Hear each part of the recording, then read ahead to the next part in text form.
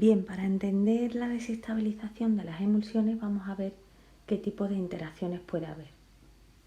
La primera es el movimiento browniano. Bueno, muchas de las propiedades de las emulsiones se pueden entender teniendo en cuenta la naturaleza dinámica de las gotas de la fase dispersa. ¿Esto qué quiere decir? Que después, incluso de la formación de una emulsión, las gotas de aceite, en nuestro caso, están en continuo movimiento y frecuentemente colisionan entre sí. Una de las causas de este fenómeno es el movimiento browniano. Este término hace referencia a un movimiento que existe traslacional, es decir, en dirección, y traslacional me refiero en una única dirección, y rotacional, caótico de las gotas.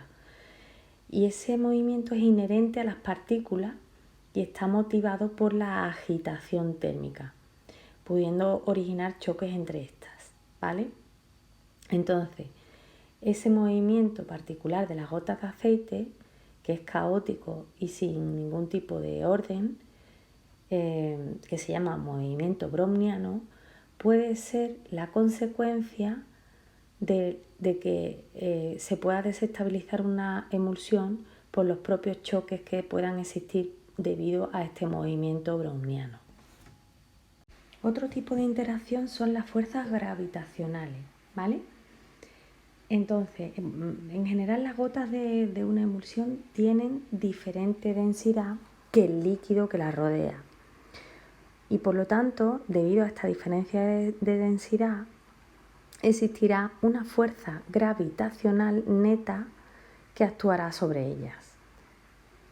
Si las gotas tienen menos densidad que el líquido que las rodea, se produce un movimiento ascendente de la fase dispersa.